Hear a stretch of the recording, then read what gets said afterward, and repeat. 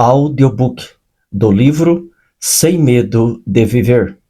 Autor Max Lucado. Mais de 65 milhões de livros vendidos. Redescobrindo uma vida de tranquilidade e paz interior. Capítulo 1.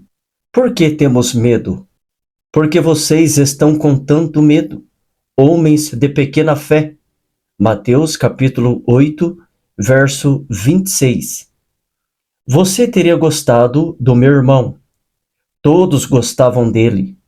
Di fazia amigos do mesmo jeito como padeiros fazem pão. Diariamente, com facilidade, calorosamente. O aperto de mão, grande e ardoroso. A gargalhada, contagiosa e vulcânica. Ele não deixava nenhuma pessoa permanecer sendo um estranho por muito tempo. Eu, o tímido irmão mais novo, contava com ele para nos apresentar a outras pessoas. Quando uma família se mudava para a nossa rua, ou quando alguém novo entrava no playground, Di era o embaixador. Mas, em meados da sua adolescência, ele conheceu uma pessoa que deveria ter evitado. Um contrabandista de bebidas alcoólicas que vendia cerveja para menores de idade. O álcool tentou seduzir a nós dois, mas, embora me enlaçasse, o acorrentava. Pelas 4 décadas que se seguiram, meu irmão bebeu sua saúde, seus relacionamentos, seus empregos, seu dinheiro e todos menos os 2 últimos anos de sua vida. Não há quem explique por que a resolução às vezes vence e às vezes perde. Mas, aos 54 anos, meu irmão descobriu um manancial de força de vontade profundo e gozou de um tempo de sobriedade. Esvaziou suas garrafas, estabilizou seu casamento, procurou seus filhos e trocou o bar pelo AA local. Mas a vida desregrada tinha cobrado seu preço. 3 décadas fumando 3 maços de cigarro por dia tinham transformado seu grande coração em carne moída. Em uma noite de janeiro, na semana em que comecei a escrever este livro, ele disse à dona, sua esposa, que estava com dificuldade para respirar. Ele já tinha uma consulta médica marcada para um problema parecido. Então, decidiu tentar dormir. Sem sucesso. Acordou às 4 horas da manhã com dores no peito, fortes o bastante para ir parar no pronto-socorro. A equipe de resgate colocou Di na maca e disse à dona que os encontrasse no hospital. Meu irmão acenou de modo fraco e sorriu bravamente. Disse à dona que não se preocupasse, mas, quando ela e um dos filhos dele chegaram ao hospital, ele já tinha partido. O médico de plantão lhes deu a notícia e os convidou a entrar na sala onde estava o corpo de Di. Abraçados, entraram pela porta e viram sua última mensagem. Sua mão estava repousada sobre suas coxas, com os 2 dedos do meio dobrados para dentro e o polegar estendido. Aquele era o símbolo internacional da linguagem de sinais para "Eu te amo". Eu já tentei visualizar os momentos finais da vida terrena de meu irmão, correndo em uma rodovia do Texas, em uma ambulância em uma noite escura, os paramédicos falando ao seu redor, seu coração enfraquecendo dentro dele, lutando por cada suspiro. Em algum ponto, ele percebeu que só tinha mais alguns poucos a dar. Mas, em vez de entrar em pânico, ele muniu-se de coragem. Talvez seja bom você fazer o mesmo. Uma ambulância não é a única viagem que exige coragem. Você pode não estar em sua última batida do coração, mas pode estar no seu último contra-cheque, na sua última solução ou no seu último suspiro de fé. Cada nascer do sol parece trazer novas razões para ter medo. Todos têm falado sobre demissões no trabalho, redução na economia, explosões no Oriente Médio, rotatividade nas empresas, quedas no mercado imobiliário, aumento do aquecimento global, insurreições de células da Al-Qaeda. Algum ditador enlouquecido está colecionando ogivas nucleares, como outros colecionam vinhos finos. Uma variação da gripe asiática está embarcando em voos que partem da China. A praga de nossos dias, o terrorismo, começa com a palavra terror. Noticiários despejam informações suficientes para lançar um aviso. Cuidado! Este noticiário é melhor ser assistido no confinamento de uma caverna subterrânea na Islândia.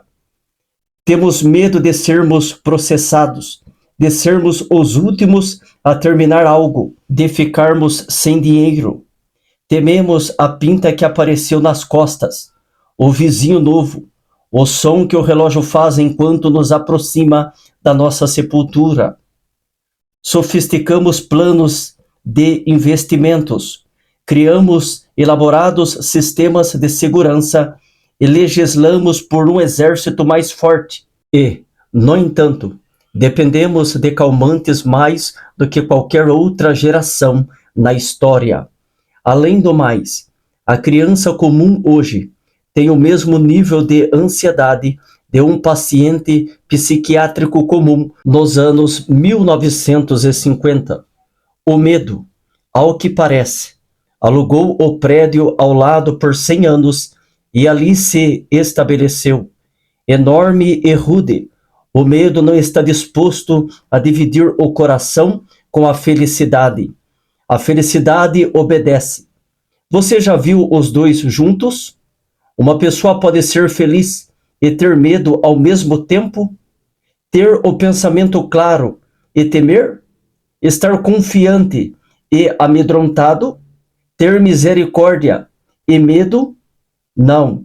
O medo é o grande valentão no corredor da escola, impetuoso, barulhento e improdutivo, por todo o barulho que faz e pelo espaço que ocupa.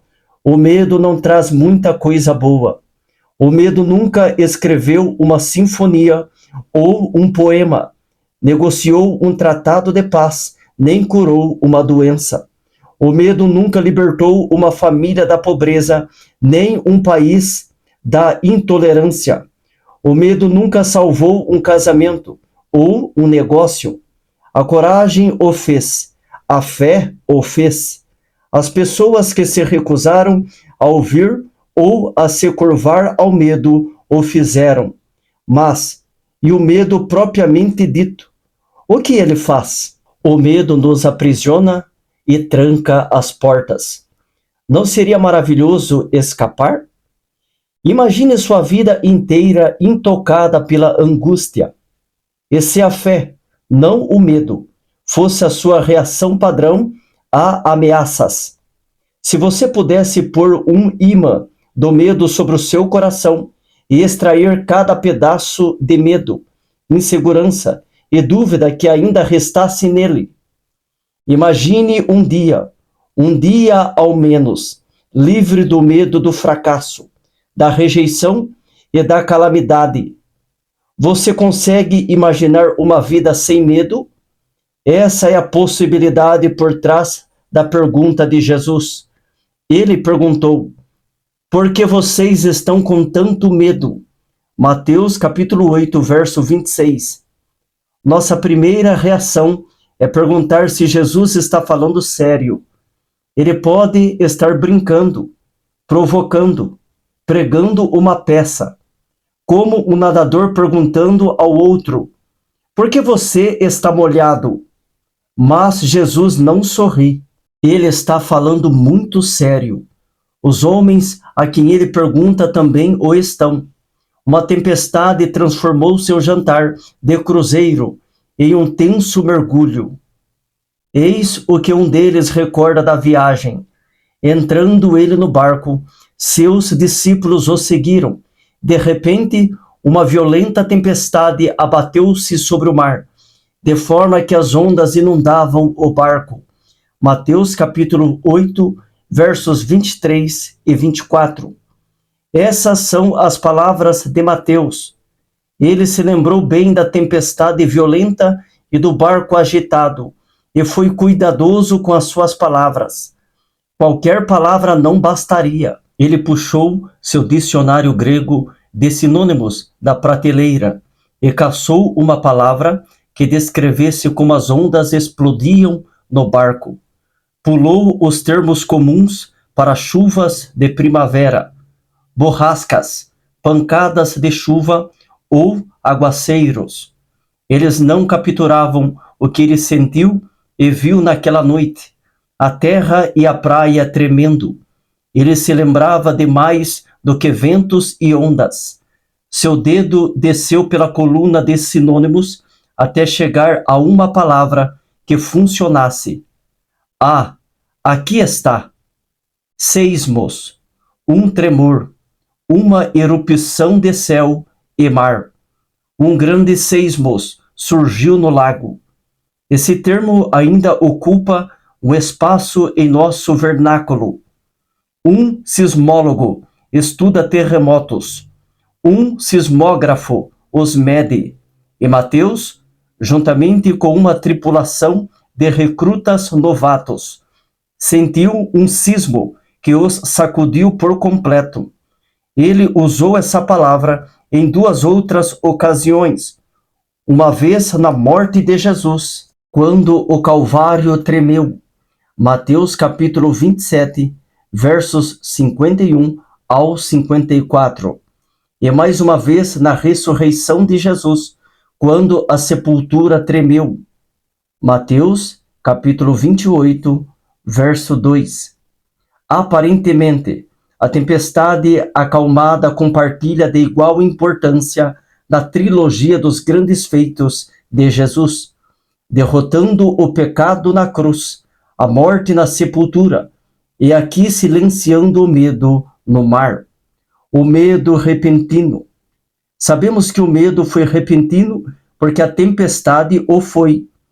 Uma tradução mais antiga diz: de repente, uma violenta tempestade abateu-se sobre o mar. Nem todas as tempestades começam de repente. Fazendeiros podem ver a formação de nuvens de tempestade horas antes de a chuva cair. Essa tempestade, no entanto, irrompe como um leão saindo do mato. Em um momento, os discípulos estão embaralhando as cartas para um joguinho de copas. No instante seguinte, estão bebendo água do mar da Galileia. Pedro e João, marinheiros experientes, lutam para manter o navio de pé.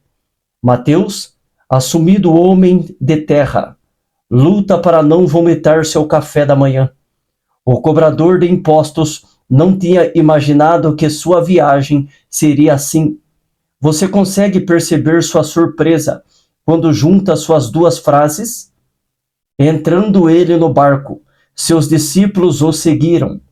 De repente, uma violenta tempestade abateu-se sobre o mar. Mateus capítulo 8, versos 23 e 24. Você não gostaria de uma segunda frase mais leve, uma consequência mais feliz da obediência? Entrando ele no barco, seus discípulos o seguiram. De repente, um grande arco-íris apareceu no céu. Um bando de pombas voou em uma formação feliz, e um mar calmo como vidro espelhava seu mastro. Os seguidores de Cristo não curtem um calendário cheio de cruzeiros no Caribe? Não. Essa história dá um lembrete a um só tempo não tão sutil e não tão popular. Embarcar com Cristo pode significar se molhar com Cristo. Os discípulos podem esperar mares violentos e ventos bravos. Neste mundo vocês terão, não podem ter, ou talvez tenham, aflições. João capítulo 16, verso 33. Os seguidores de Cristo contraem malária, enterram crianças e lutam contra o vício e, como resultado, encontram o medo. Não é a ausência de tempestades que nos distingue, e sim quem descobrimos na tempestade, um Cristo imperturbado. Jesus, porém, dormia. Mateus capítulo 8, verso 24. Agora aí está uma cena. Os discípulos gritam, Jesus sonha. O trovão ruge, Jesus ronca. Ele não tira uma soneca ou descansa. Ele dorme. Você poderia dormir em um momento desses? Você conseguiria pegar no sono enquanto gira sem parar em uma montanha russa? Em um túnel de vento? Em um show de heavy metal? Jesus dorme nos três ao mesmo tempo. O Evangelho de Marcos adiciona 2 detalhes curiosos. Jesus estava na popa, dormindo com a cabeça sobre um travesseiro. Marcos capítulo 4, verso 38. Na popa, sobre um travesseiro. Por que a primeira? De onde veio o segundo? Os pescadores do primeiro século usavam grandes e pesadas redes para trabalhar. Guardavam as redes em um abrigo construído na popa para esse objetivo. Dormir sobre a popa era pouco prático. Não dava espaço nem proteção. O pequeno compartimento sob a popa, no entanto, dava as duas coisas. Era a parte mais fechada e a única protegida do barco. Então Cristo, um pouco sonolento das atividades do dia, se aninhou sob o convés para dormir um pouco. Descansou a cabeça, não sobre um travesseiro fofo de penas, mas em uma bolsa de couro, pesada. Pescadores do Mediterrâneo ainda as usam. Elas pesam cerca de 45 quilos e são usadas para equilibrar, para estabilizar o barco. Jesus levou o travesseiro para a popa para poder dormir, ou dormiu tão profundamente que alguém o pôs sobre um travesseiro? Não sabemos, mas há algo que nós sabemos. Aquele era um sono premeditado. Ele não pegou no sono por acaso. Totalmente ciente da tempestade que vinha, Jesus decidiu que era hora da siesta. Aninhou-se então em um canto, pôs sua cabeça no travesseiro e viajou para o mundo dos sonhos. Seu sono perturba os discípulos. Mateus e Marcos registram suas reações como 3 pronunciamentos gregos em staccato e uma pergunta. Os pronunciamentos: Senhor, salva-nos, vamos morrer. Mateus 8, verso 25. A pergunta: Mestre, não te importas que morramos? Marcos 4, verso 38. Eles não perguntam sobre o poder de Jesus. Tu consegues parar a tempestade? Nem sobre seu conhecimento. Tu estás ciente da tempestade? Ou sobre seu know-how? Tens alguma experiência com tempestades? Mas, em vez disso, levantaram dúvidas sobre o caráter de Jesus. Não te importas? O medo faz isso. O medo corrói nossa confiança na bondade de Deus.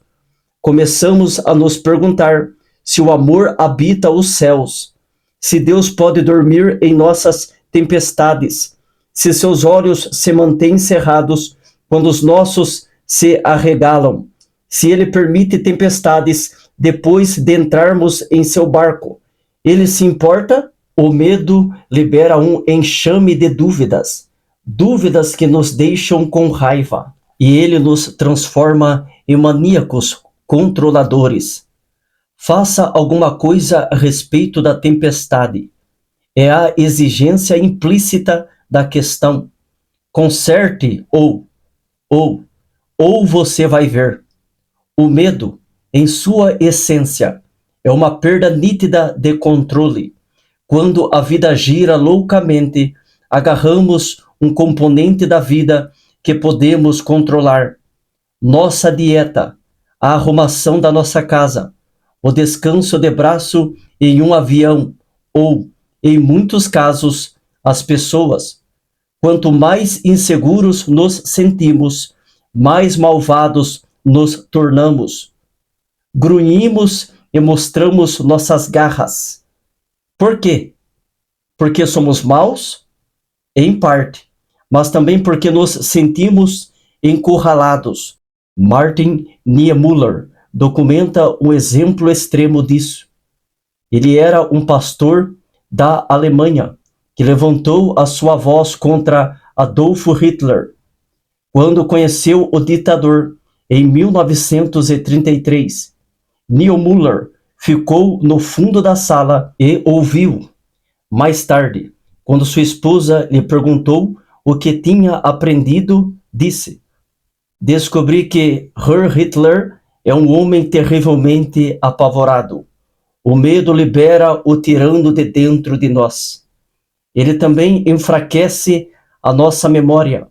Os discípulos tinham razões para confiar em Jesus. Até então, eles já o tinham visto, curando todas as enfermidades e doenças entre o povo. Mateus 4, verso 23. Tinham testemunhado quando ele curou um leproso com um toque e um servo com um comando. Mateus 8, versos 3 ao 13. Pedro viu sua sogra doente se recuperar. Mateus 8, versos 14 e 15.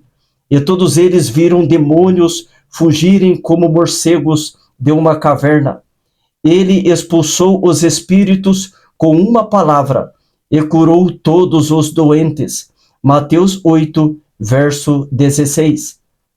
Será que alguém não deveria mencionar o histórico de Jesus ou o seu currículo? Eles se lembram dos feitos de Cristo?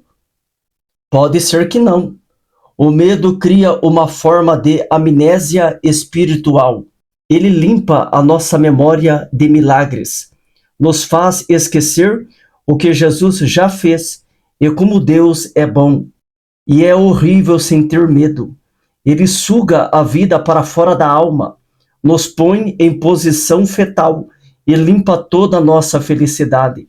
Tornamo-nos celeiros abandonados, balançando fragilmente com o vento, o lugar onde a humanidade costumava comer, crescer e encontrar calor.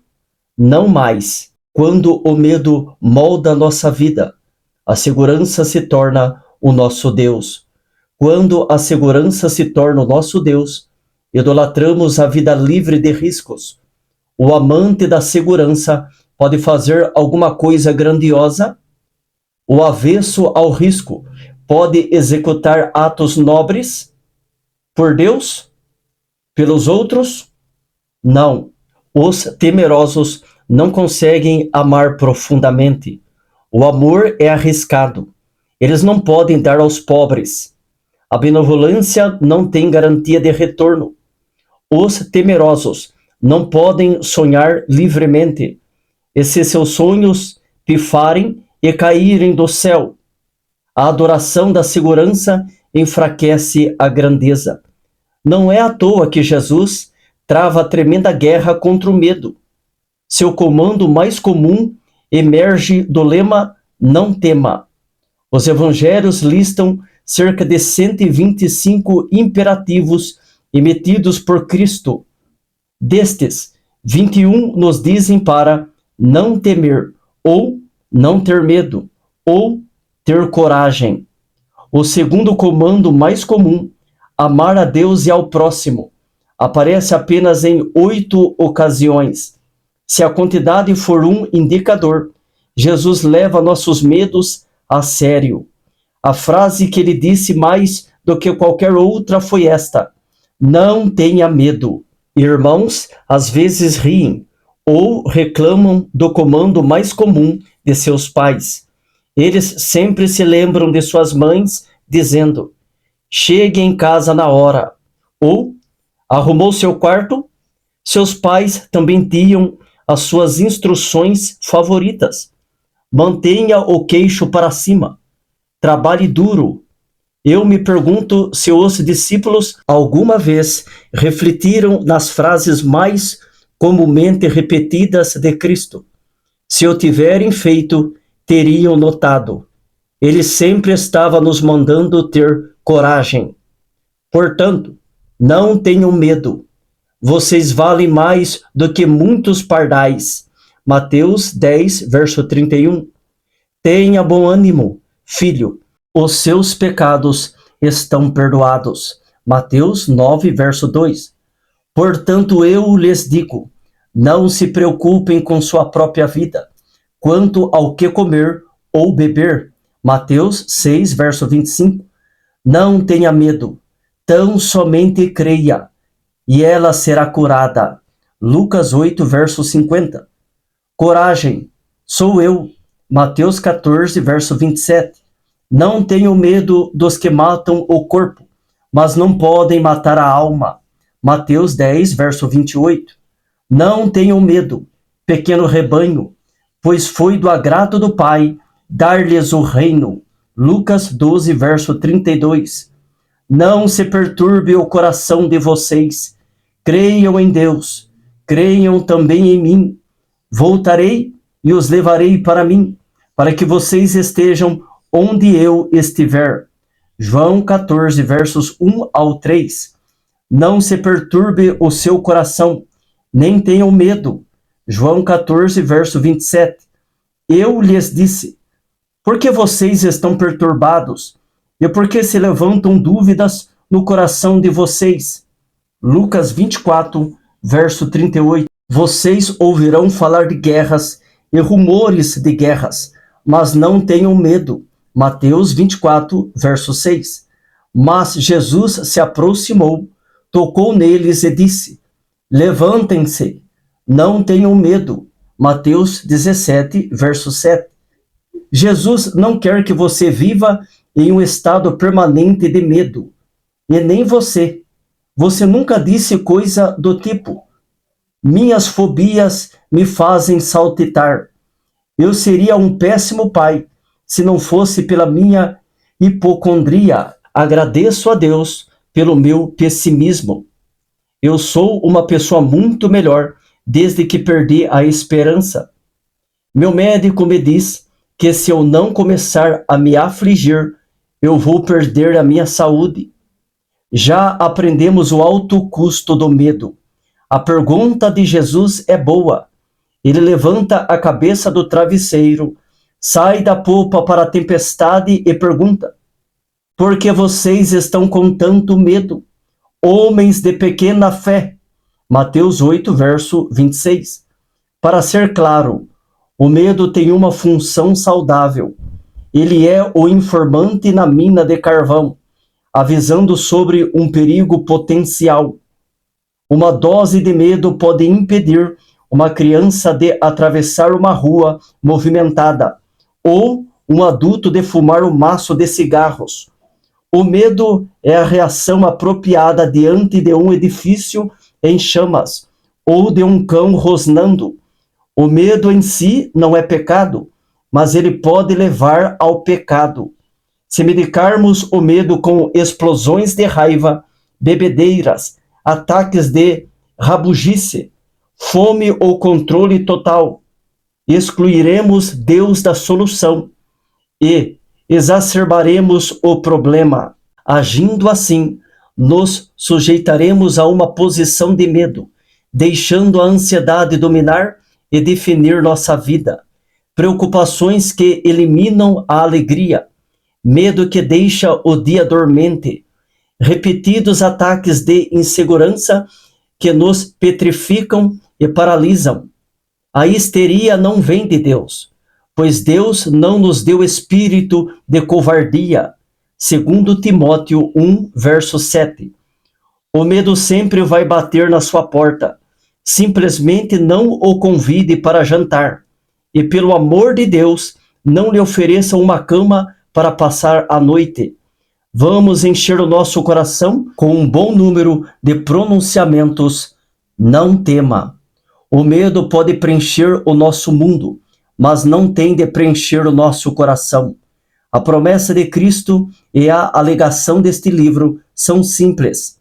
Podemos temer menos amanhã do que tememos hoje. Quando eu tinha 6 anos de idade, meu pai me deixou ficar acordado até tarde com o resto da família e assistir ao filme O Lobisomem. Rapaz, como ele se arrependeu dessa decisão. O filme me deixou convencido de que o lobisomem passava cada noite esperando em nosso escritório, esperando sua refeição favorita de garoto ruivo da primeira série, cheio de sardas. Meu medo provou-se problemático. Para ir do meu quarto à cozinha, eu tinha que passar perigosamente perto de suas garras e presas, o que eu estava pouco inclinado a fazer. Mais de uma vez, eu corri para o quarto do meu pai e o acordei. Como Jesus no barco, papai estava sempre dormindo na tempestade. Como uma pessoa pode dormir em tempos assim? Abrindo um olho sonolento, ele perguntava: agora você está com medo de quê? E eu lembrava a ele do monstro. Ah, sim, o lobisomem, ele murmurava. Então ele se levantava da cama, armava-se com coragem sobre-humana, acompanhava-me pelo vale da sombra da morte e pegava um copo de leite para mim. Eu olhava para ele cheio de admiração. Que tipo de homem é esse? Deus vê nossas tempestades sísmicas, como meu pai via meu medo do lobisomem. Então ele se levantou e repreendeu os ventos e o mar, e fez-se completa bonança. Mateus 8, verso 26. Ele lida com o grande tremor com grande calma. O mar fica tão calmo quanto um lago congelado, e os discípulos ficam imaginando: quem é este que até os ventos e o mar lhe obedecem? Mateus 8, verso 27. Quem é este, de fato, transformando o momento do tufão em hora de soneca, silenciando as ondas com uma palavra e equipando um homem prestes a morrer com coragem suficiente para enviar uma mensagem final de amor para sua família. Parabéns, Di. Você encarou sua cota de momentos sísmicos da vida, mas no fim você não sucumbiu. E aqui está uma prece para que nós também não sucumbamos.